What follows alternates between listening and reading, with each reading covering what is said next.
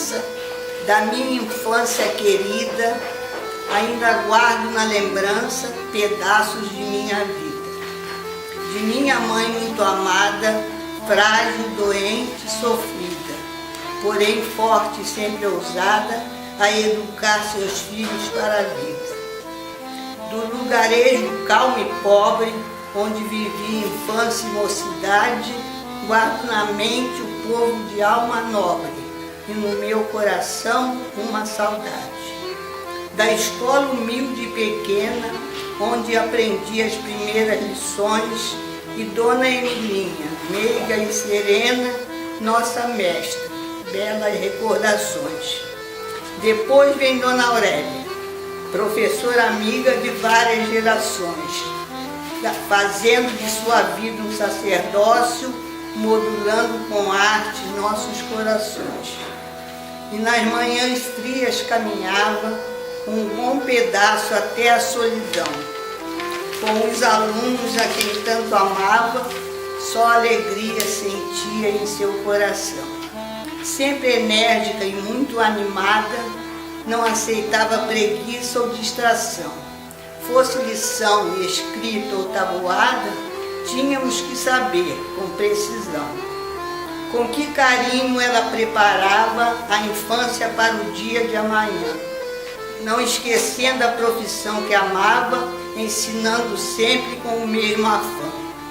Daquele tempo lembro com saudade dos partidos talento e aplicação, dos jogos, dos colegas, amizades que guardamos com muita emoção.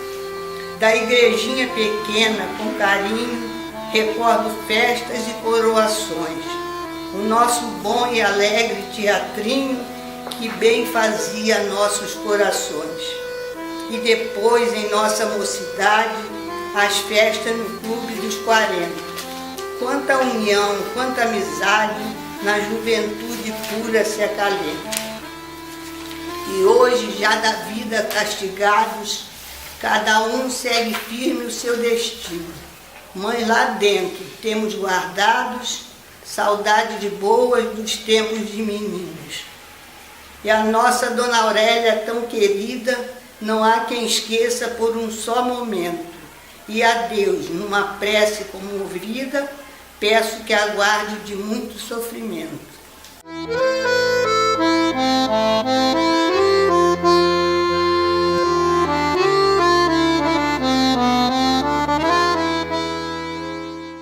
Ela não era uma pessoa de pele clara. E as tranças, eram umas tranças para cima. E eu nunca tinha visto tranças naquela grossura e daquele modo assim para cima. Ela não usava maquiagem, era uma pessoa forte, tinha busto e a mão sempre para trás. Ela estava sempre com as mãos para trás, como se estivesse numa posição de sentido.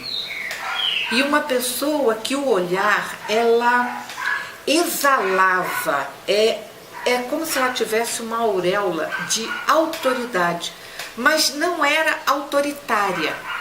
Ela sempre foi isso aí, nunca mudou. Sempre foi aquelas duas trancinhas, sempre. Essa é minha madre. E era assim que ela andava, elegantemente, ela parecia um cisne andando.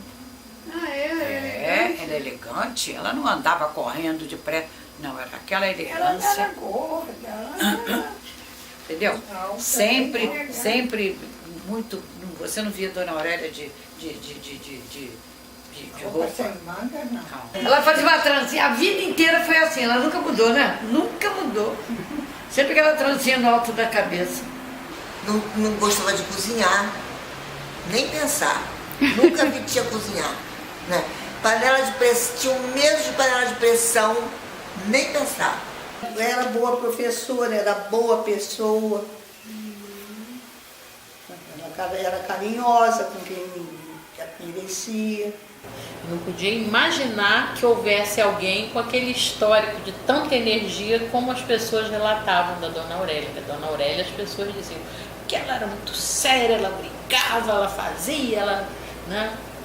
Porque ela era muito interessada nos alunos, ela se envolvia demais com eles. Se a gente tivesse alguma dificuldade, ela chamava na casa dela, nos explicava tudo. Uma pessoa de um caráter incorruptível, de uma envergadura moral que não se vê, que era respeitada pelos adultos e era temida pelas crianças. E medrosa, achava que tinha medrosa. Qualquer coisa apavorava ela, né? Engraçado. Ela não era valente como ela parecia. Medo de morrer. Ela era valente, ela não era valente, ela tinha uma postura muito forte quando ela entrava na sala de aula, né? Uma coisa de. Mas ela por trás não era nada daquilo, ela tinha medo das coisas. A letra dela era bonita, muito bonita. Que letra! Ela tinha, assim, traços de pessoa exigente. Tipo, às vezes eu não fazia dever na casa da vovó, porque se eu sentasse, minha letra sempre foi horrorosa, diferente da delas, que todo mundo tem aquela letra bonita de professora, redonda. Minha letra sempre foi horrorosa. Fiz 500 anos de caligrafia e continua sendo horrorosa. Hoje em dia eu já nem escrevo mais.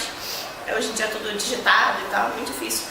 Mas aí a tia Aurélia olhava aquela letra assim, eu acho que a minha letra fazia mal pra ela. Ela olhava assim, corta o T direitinho, Ela tinha um poder de sedução que não era físico.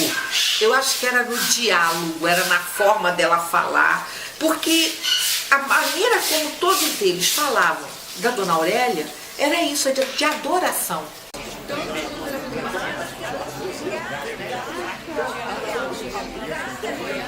Muito severa, né? Ela quebrava a régua em cima das pessoas, dos alunos. Terezinha Gato, como apanhou com aquela régua. Eu nunca vi. Dona Aurélia batia na gente quando fazia qualquer porcaria no caderno, ela dava na gente com o caderno, rasgava até o caderno. Ela era carrasca mesmo. Para aprender tabuada para mim foi um sacrifício, ela reguada e reguada, porque você tinha que multiplicar e dividir aquilo tudo. Entendeu? Ela botava a gente em pé na escola, ali na igreja, botava a gente em pé de castigo na porta da igreja com o dedo para cima. Aí o braço começava a cansar, aí a gente bancava um malandro, quando tinha que levantava esse. Aí ele podia fazer isso quando cansava, mas quando o braço ia cansando, cansava os dois, a gente metia a régua na gente, mas batia com vontade mesmo. Que ela gostava de dar bolo, botar de castigo, ela botava as crianças de castigo até na porta da sala com os cadernos assim no alto para quem passasse na rua ver. Era durona, minha filha. Sabe a lição? Tudo bem. Não sabe, apanhava. E apanhar ainda era bom. Apanhar ainda era bom. Pior é quando ela não fazia nada. No outro dia, quando você chegar às 7 horas da manhã para estudar, ela de joelho. O Vicente fez o chão da escola. Como é que dá o nome? Assim, ó. Chapisco. Chapisco. Ele fez o chão da escola assim, que é para não estar usando milho, nem feijão, para a pessoa ajoelhar em cima. Porque antigamente era assim. Ajoelhar em cima de feijão, em cima de milho, entendeu? Entendeu como é que é? Mas para não gastar, ele fez o chão assim. Quer dizer que a gente tinha que ajoelhar ali e ficar ajoelhado, não podia riar, tinha que ser assim. O tempo todo assim. O tempo todo assim. Se fizesse assim, já era. Ela carregava umas varinhas finas, que tinha onde foi feito o grupo escolar Professor Paris, tinha um bambuzal assim fino, bambuzinho amarelo fino, mas ruim de dobrar, ruim de tudo. Ela só dava. Aí quando a pessoa arriava, ela vinha nas costas, tá entendendo? A pessoa das 7 da manhã às 11, ajoelhado ali. Bambuzinho, que a Dona Aurélia pegava os bambuzinhos para quem estivesse na fila, fora da fila, com o bambuzinho nas pernas. dos alunos. A gente tinha que ficar enfileirado mesmo, igual soldado. Não podia sair 1 milímetro da fila. Dona Aurélia tinha 2 fases. Uma quando ela ficava muito zangada. E outra quando ela esquecia todo o zangamento e ela virava uma mãezona, uma carinhosa. A voz dela fazia com que as pessoas se lançassem. Qual é a pessoa carente que não gosta de carinho? Ela também sabia dar carinho. Pedir a Dona Aurélia que desse o castigo ao filho, porque ele andou fazendo isso, aquilo. Entendeu? Em vez da minha madrinha chamar o pai na escola, eles é que iam na escola pedir ajuda a ela. Pedir ajuda a ela.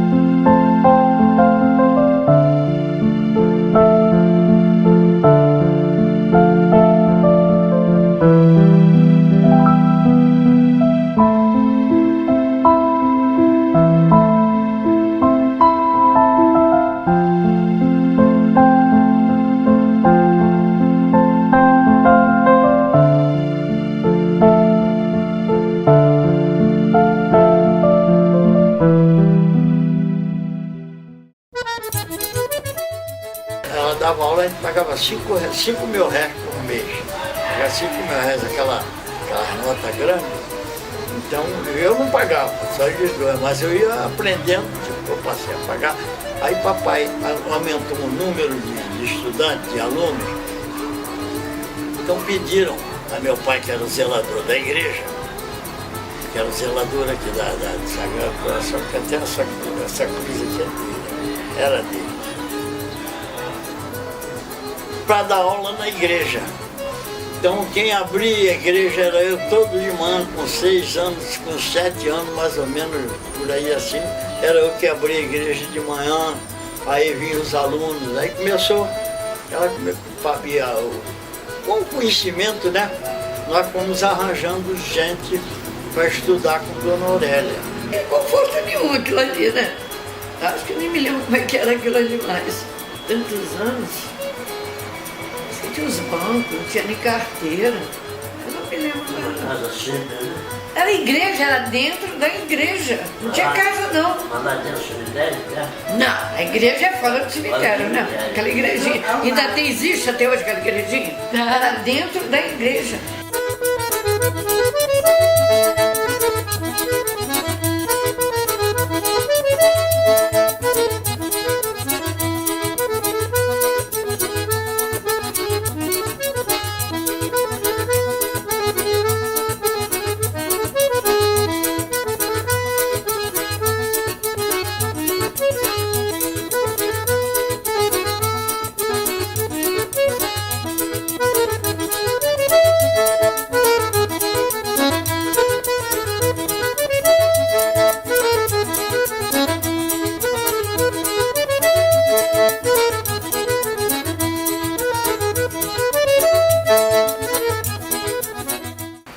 Olha, se andava, como se andava.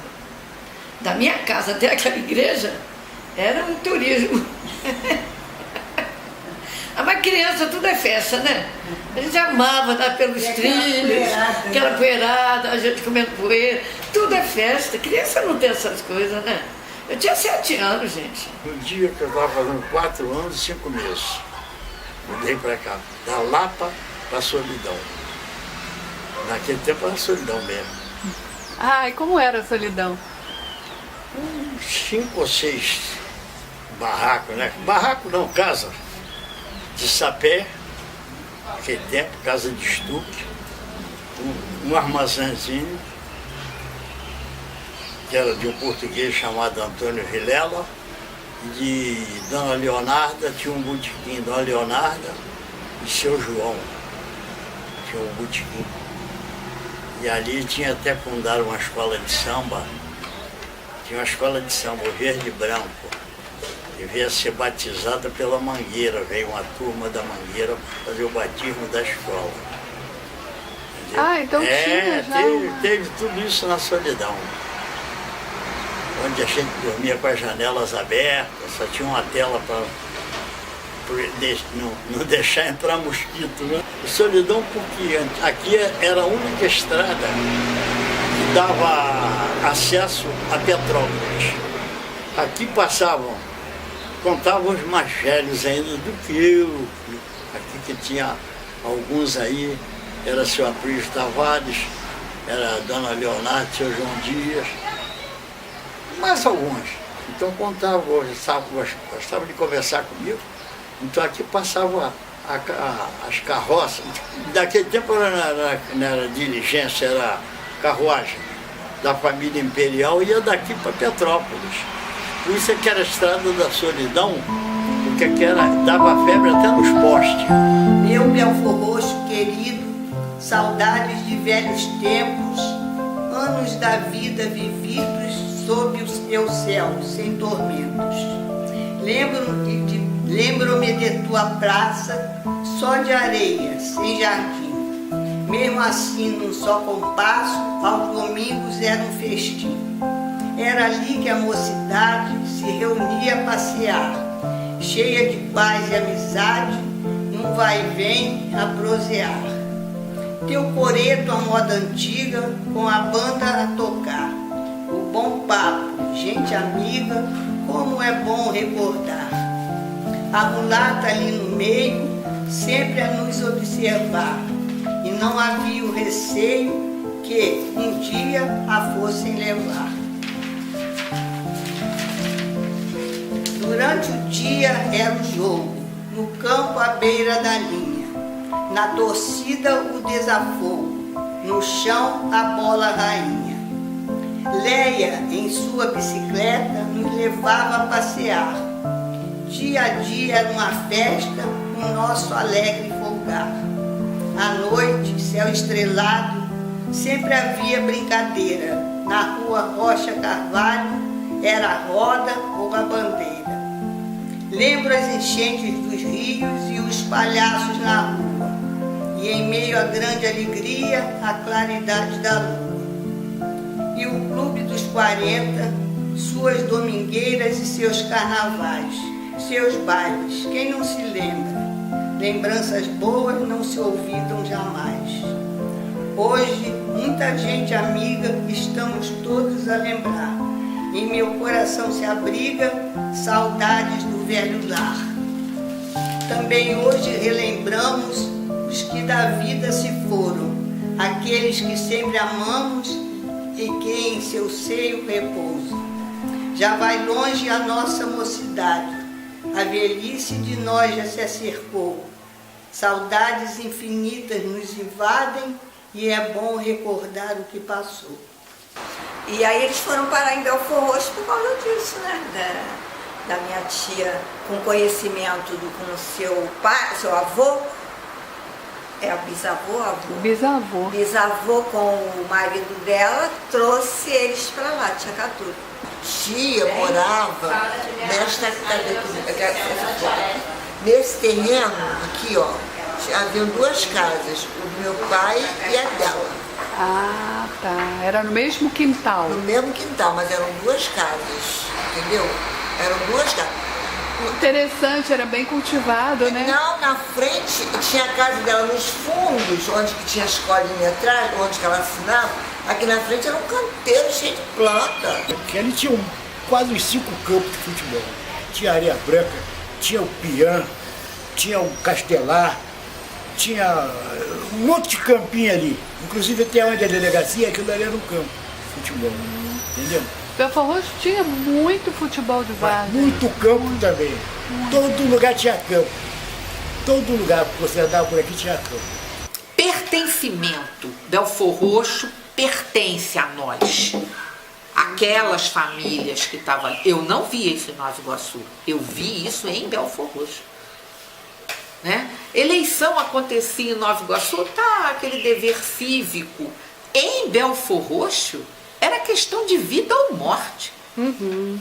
Então, só pode ter sido isso feito, né?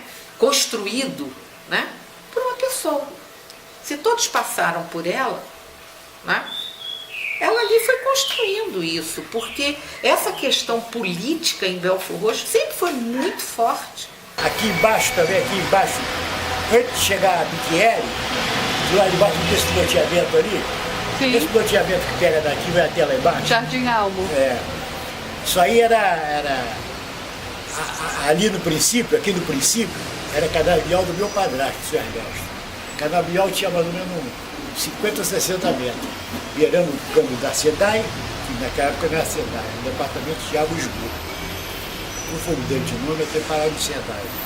E aqui vai para Solidão. A Aurélia não foi, ela está em Belfor Roxo, né? Pelo que ela construiu aqui, ela deixou muita coisa. Principalmente essa fibra política, esse veio político na população ficou, com certeza.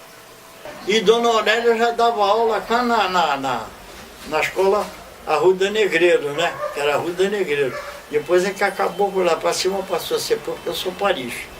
As primeiras letras do Beabá, nós aprendemos ali até apareceu o colégio Professor Paris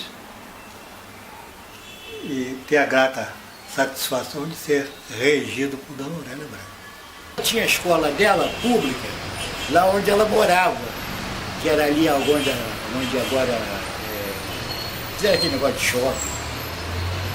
Ali onde tinha uma padaria, não tinha uma padaria ali?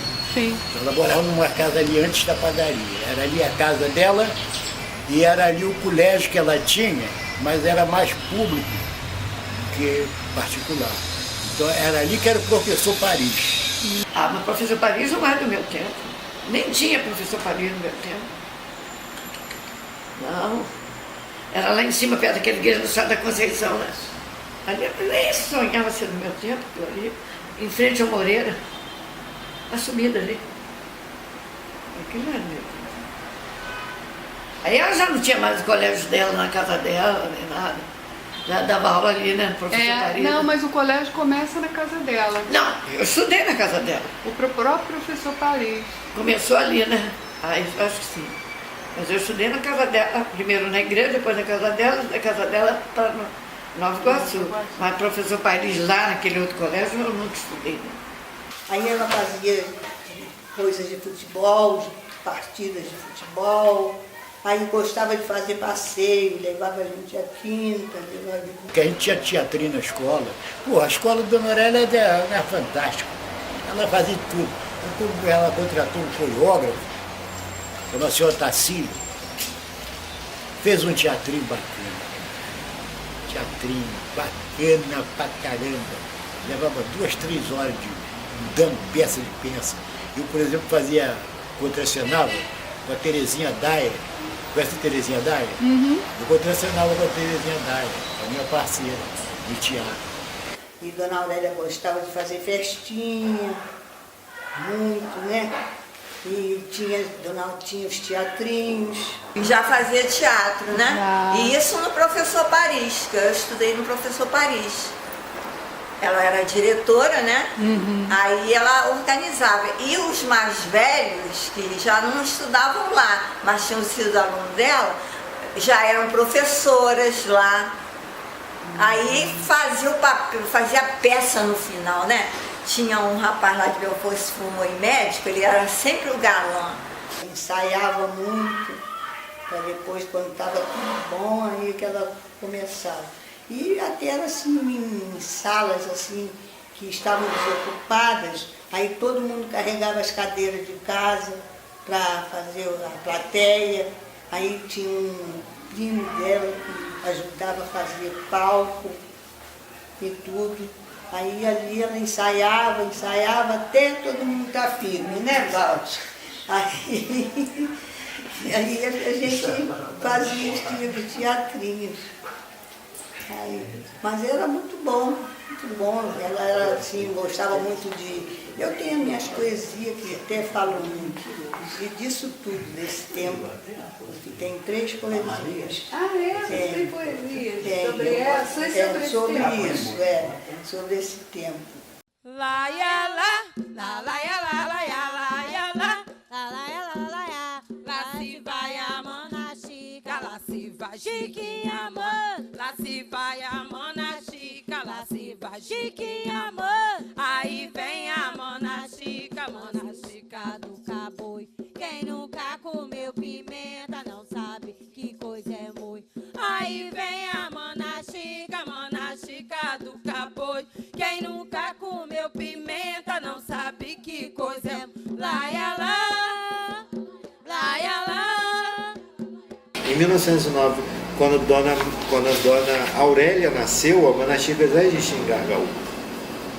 Porque a Mana Chica, ela nasceu no Caboio, no Cabo de São Tomé, no município de Campos, e se espalhou pelo norte e noroeste fluminense. E veio para Gargaú. E hoje ela só existe em Gargaú. Então a Mana Chica também conta a história de Gargaú. As melodias, né? As músicas da Mana Chica, que é de domínio popular, conta um pouco da história de Gargaú, do sofrimento daquele povo, dos pescadores, né? Na lida com, até mesmo com a lavoura e tudo mais. Essa situação toda a Mana Chica conta também. A Mana Chica é uma dança folclórica que nós temos aqui em Gargaú, né? Criada de gente mais velha, né? Dos nossos avós, das nossas mães, dos nossos pais. Então, eles se foram e nós ficamos no lugar mantendo essa tradição. Ela era de Campos, né? Ela não era de Belfort Roxo, não. Ela veio de Campos. Ela falava sobre isso com vocês? Não, mas eu fiquei sabendo. Não falava nada, não. Mas eu fiquei sabendo, todo mundo lá sabia que ela era de Campos. Porque não era bem em Campos que ela morava, não. Não era bem em Campos. Não era na cidade, não? Não, não era na cidade. Ela morava no interior. Olha, a última história que nós sabemos é que eles vieram de Gargaú, né? Mas meu avô, como você falou, com a fábrica, ele faliu. Ele tinha uma fábrica de quê? De goiabada. De goiabada. Por isso que meu pai fala que foi, não sei, foi a Gargaú, por que ele foi parar em Gargaú também, eu não sei, mas é tudo perto, não é? De Campos. Eu acredito acho que eles moravam em Gargaú. Eu acho que eles ficavam por ali, Wanda. Porque Campos é muito grande, né? Eu acho que eles ficavam por ali, porque meu pai falava. Eu acho que pai nasceu em Campos, não nasceu? Você não tem a certidão de nascimento, certidão de óbito? A certidão de óbito dele não. Então, eu acho que a ligação foi essa ali, ficaram por ali. E quando ele faliu e estava muito doente, minha avó também era muito doente, eles... Tia Catuta trouxe eles pra cá. Tia Catuta e Dona Esmelinda. Ela veio porque o pai dela estava muito doente.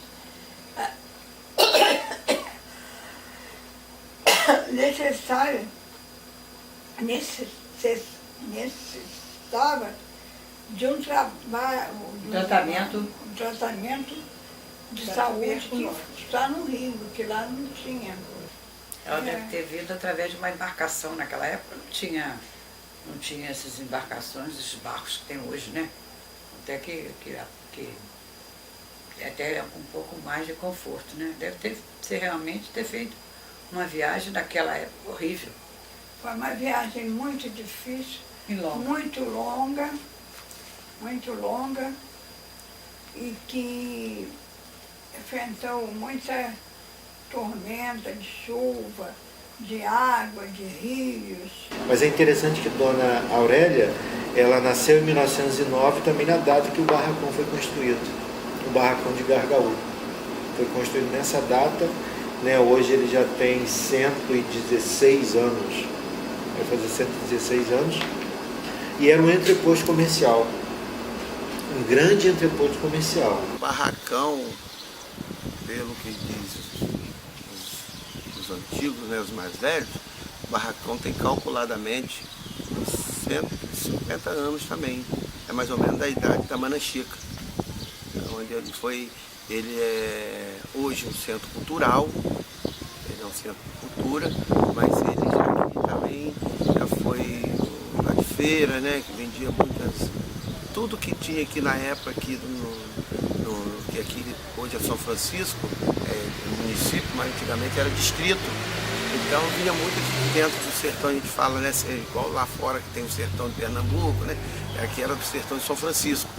e dali vinham todos os alimentos. Aqui seria despachado, mandado para outros lugares, entendeu? Aqui tinha, tudo que queria comprar era aqui. Aqui tinha a chamada feira, no barracão de Gargaú. Era milho, era feijão, era abóbora, arroz. O interessante também é que aqui se plantava arroz, era couro de boi, era charque, galinha, peru. Abacaxi, laranja, como até hoje ainda tem abacaxi, tem a empim, que chamada mandioca, tinha farinha, da onde faz a farinha.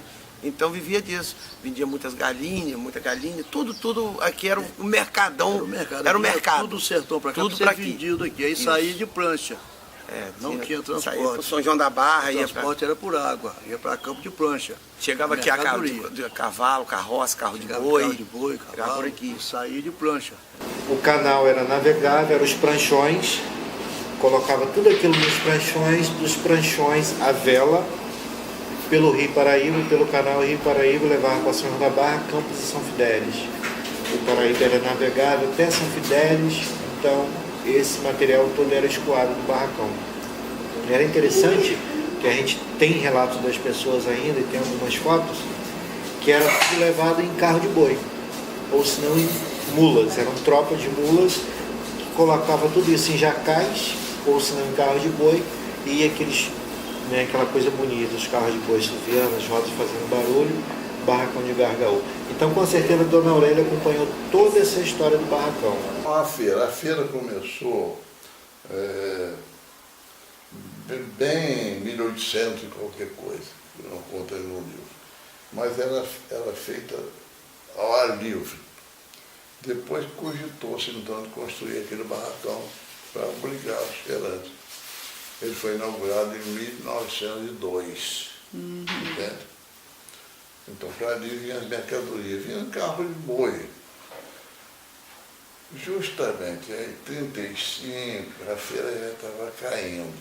Em 1939, iniciou-se a construção da estrada, da rodovia ligando Gargaú a São Francisco, ou Itabapuã, ou Barra Seca, como era o nome.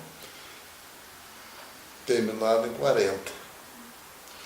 Também foi quando abriu-se uma estrada de Itabapuana, cá na divisa do Espírito Santo, cortando o município, o território todo do atual município de São Francisco de Itabapuana, e ligando a Campos. Então, as mercadorias daquela região toda que iam para a feira passaram a vir direto para Cão. Aí morreu o Gargaú. Foi justamente aí que veio o declínio. A feira foi declinando, até sobreviveu uma precária feira até 1970. Aí morreu, acabou.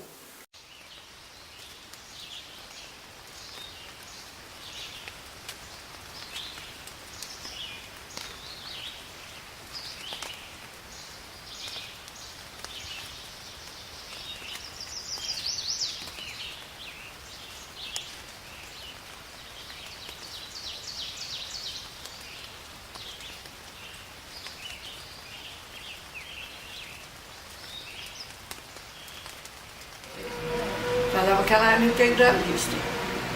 Se era, também não sei. Ela, como integralista, se aproximou rápido. Eu até, conversando com você mesmo, Cátia, a gente até levantou a hipótese dela já ter vindo de Campos com endereço, né? Procura lá o fulano para ver se... Procura lá o Ernesto para ver se ele consegue alguma coisa para você. A gente acha que pode acontecer. Tinham simpatizantes, mas formar grupo mesmo lá em Gargaú não chegaram a formar, não. Mas chegou a ver passeata? Muito, de São João da Barra ia todo sábado ou domingo, desfilavam lá em Gargaú e coisa e tal. Sabe se Dona Aurélia frequentava esse núcleo? Aqui em Belfor Roxo? O núcleo integralista? Não, ela era uma pessoa de destaque naquele meio. Às vezes eles faziam na praça, Ela sempre estava junto com eles, assim, mas ela nunca foi, acho que, inscrita como integralista. O núcleo integralista era cá em frente, mais ou menos, à Casa Vídeo, em frente ao antigo Banco Lavoura. Na mesma rua. Na mesma rua. Porque ela era Francisco Sá, agora não sei mais como é que é o nome daquela rua. Mas era a Avenida Marechal Floriano, não recordo o número, porque só lembro do local. Eu cheguei, isso eu agora me lembro. Eu e meu irmão chegamos a botar a roupinha, calcinha branca, blusinha, um siglo do lado, nós chegamos a tirar retratos com a roupa de integralista. Aquilo que ela aprendeu com o integralismo, que era, era a educação pátria e família. Para não perder aquele incentivo de continuar, eu acho que seja isso, de continuar a ensinar o que vocês hoje chamam de cidadania, ela já pregava isso naquela época. Não sei, esse negócio de integralista, diziam que ela era, mas ela nunca envolveu, nunca ensinou nada no colégio, nunca falou nada em política, nunca misturou as coisas, nunca. Mas era assim na escola, cantar todo mundo os rapazes, os meninos, todo mundo com o braço estendido ao longo do corpo, pé junto, todo mundo como se fosse um militar, como se fosse um soldado que estivesse formando. Era assim que se formava na escola. Aí cantava o hino nacional, cantava o hino da bandeira, o que tivesse na época da independência, cantava o hino da independência. Da Marinha cantava o hino da... Eu sabia todos os hinos, acho que hoje eu já não sei mais não, só sei o brasileiro mesmo. Porque a sociedade de Belfort Roxo toda, ela fazia parte do integralismo, foi Zé de Lima, foi... Zé Haddad não, Zé Haddad tinha, seu Zé era de Xerém, era de lá, a família era tudo de lá. Era Zé de Lima, era todo mundo, enfim, a sociedade era integralista. Sebastião Ducini, eu acredito que ele era o chefão. Sebastião Ducini, eu não sei se era ele e papai, eu sei que ele que era o organizador do integralismo aqui em Nova Iguaçu. Me lembrei de outro também, numa família tradicional, que é da família Vinhê, também teve um integralista.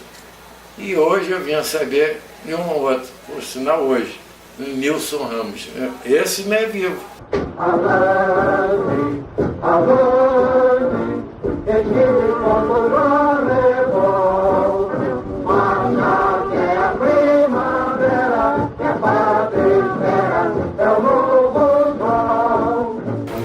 As máximas de Plínio, gravadas nas rádios de época, são: se eu avançar, sigam-me; se eu recuar, matem-me. Essa é uma das máximas de Plínio.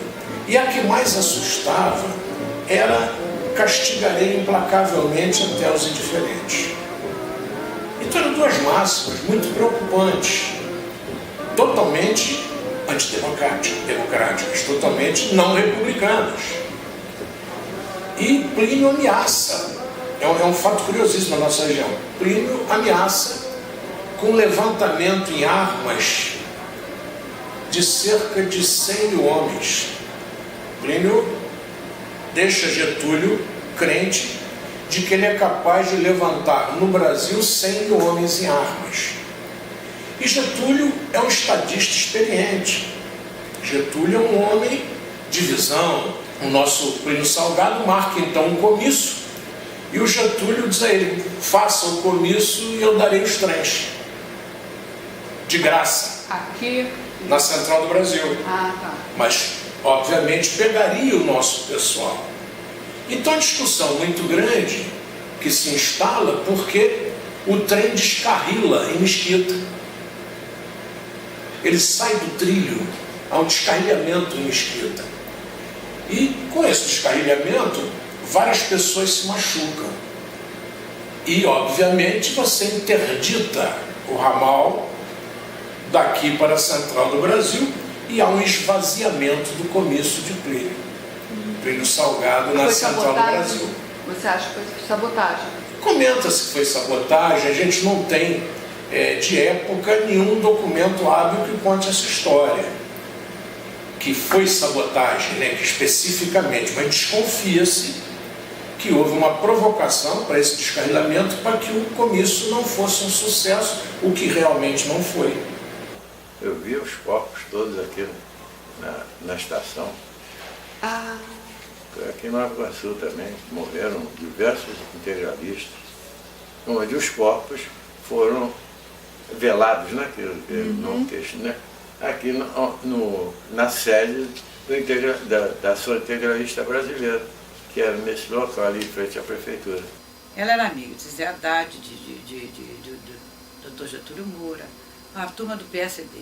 Mas ela respeitava muito Jesus de Castro Vieira, que era o denista, Dr. Luiz Guimarães, Dr. Mário Guimarães, Dr. Sebastião Arruda. Acho que ela foi até, não sei se foi alguma coisa com relação à educação do Dr. Arruda, Sebastião Arruda Negreiro.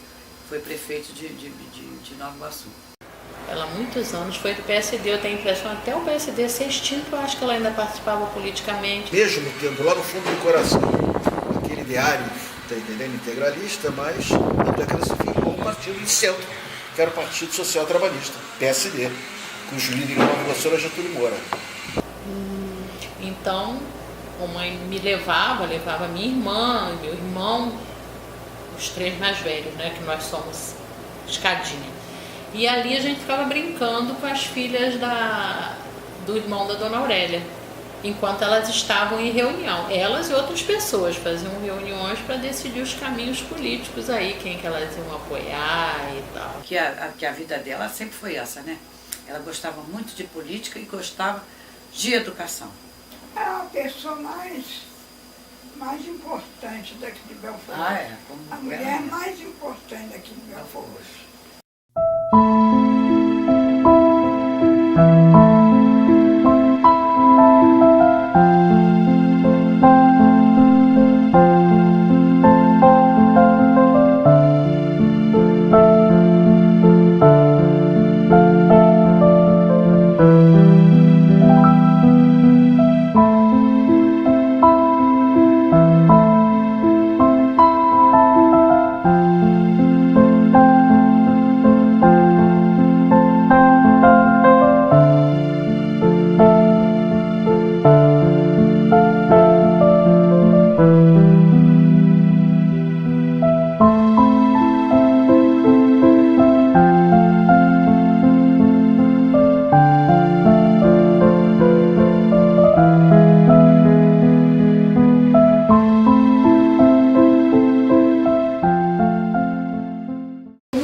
Dona Aurélia com namorado.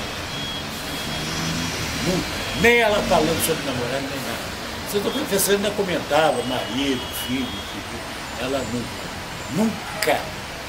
Ela nunca namorou, bom, não namorou não, acho que ela namorou e parece que teve uma desilusão.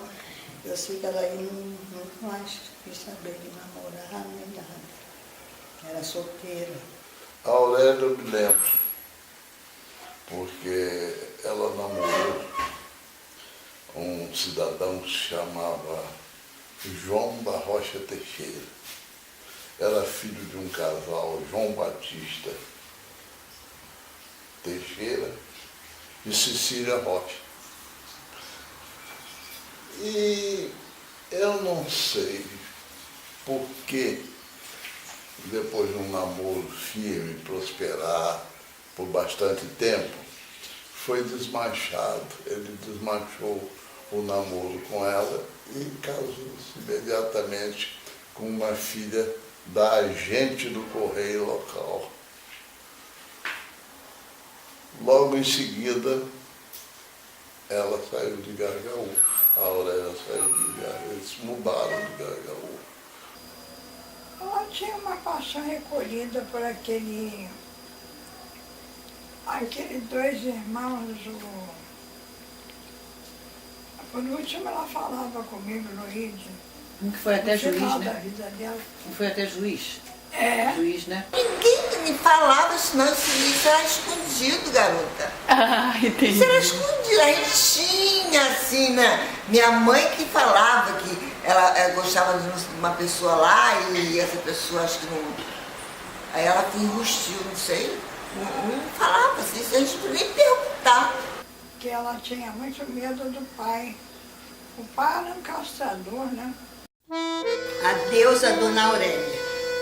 Todos nós chegamos a este mundo com a missão que Deus nos deu para cumprir. Porém, o certo é que um dia, em um segundo, é hora do adeus. Já temos que partir. Quanta tristeza invade nossa alma quando perdemos alguém muito querido. Assim é a vida, e a dor que nos acalma traz a lembrança do passado vencido. Querida mestra, hoje aqui estamos para externar a dor de nossos corações. E na pátria celeste nós acreditamos receberá nosso carinho e nossas orações. Quem espalhou tanto amor e esperança entre aqueles com quem sempre conviveu, ao som de uma canção, de um coro de crianças, chegou ao céu e aqui na terra adormeceu. Em nosso Belford Roxo, enquanto existir algum aluno seu ou um velho amigo, suas lições de vida hão de prosseguir em nossa saudade buscando um abrigo. Dona Aurélia, em outras dimensões, a mulata por certo viu voltar. E nessa igrejinha onde ensinou tantas lições, sua presença em um cantinho há de estar.